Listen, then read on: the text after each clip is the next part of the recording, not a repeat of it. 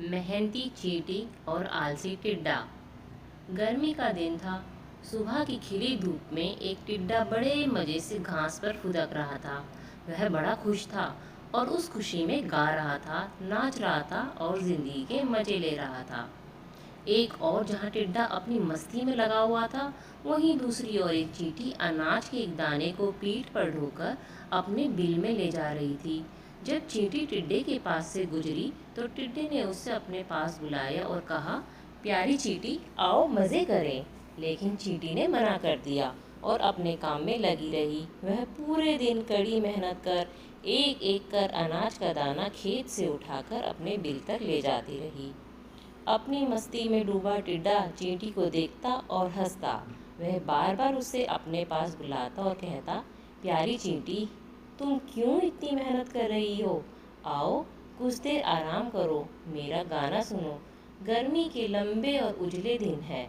ऐसे खूबसूरत दिन इस तरह से मेहनत करके क्यों बर्बाद करना? चींटी बोली, मैं ठंड के मौसम के लिए भोजन इकट्ठा कर रही हूँ। मेरी सलाह मानो तो तुम भी ऐसा ही करो, वरना बाद में पछताओगे। अभी से ठंड के मौसम के बारे में क्यों चिंता करना? टिड्डा बोला, मेरे पास पर्याप्त भोजन है और ठंड का मौसम तो अभी बहुत दूर है। उसकी तैयारी करने के लिए बहुत समय है। अभी का समय तो मैं आराम से सोते हुए और मज़े करते हुए बिताना चाहता हूँ। मेरी मानो तो मेहनत छोड़ो और मज़े करो। टिड्डे की बात पर ध्यान न देकर चींटी अपने काम में लगी रही। पूरी गर्मी मेहनत कर उसने अपने बिल में ढेर सारा अनाज इकट्ठा कर लिया, जो ठंड के दिनों में उसे काम आने वाला था। उधर टिड्डा ठंड के मौसम की तैयारी करने के स्थान पर पूरे दिन नाचता गाता रहा। अपनी मस्ती में उसे होश ही नहीं रहा कि गर्मी के दिन बहुत लंबे समय तक नहीं रहने वाले हैं। जल्द ही ठंड के दिन और फिर बरसात के दिन आ जाएंगे, जो उस जैसे जीवों के लिए मुश्किल भरे दिन होंगे। धीरे धीरे गर्मी चली गई और वसंत का मौसम आ गया। फिर वसंत का मौसम ठंड में तब्दील हो गया। अब तो सूरज बमुश्किल आसमान में नजर आता। दिन छोटे हो गए, रातें बड़ी हो गई थी। कड़कड़ाती ठंड पड़ने लगी थी और बर्फबारी होने लगी थी। अब टिड्डे को महसूस हुआ कि चींटी सही कह रही थी।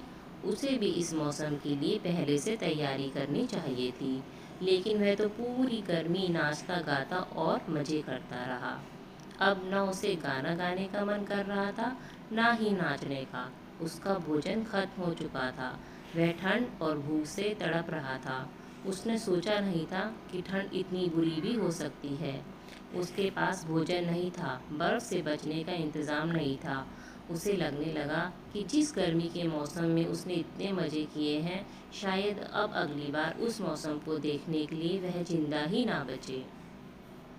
एक दिन भूख से तड़पते हुए बर्फीले मौसम में उसकी नज़र चींटी पर पड़ी, जो अपने बिल में मज़े से आराम कर रही थी।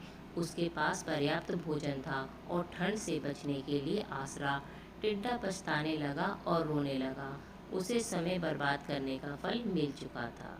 तो दोस्तों, आपको ये कहानी पसंद आए तो चैनल को सब्सक्राइब ज़रूर करें।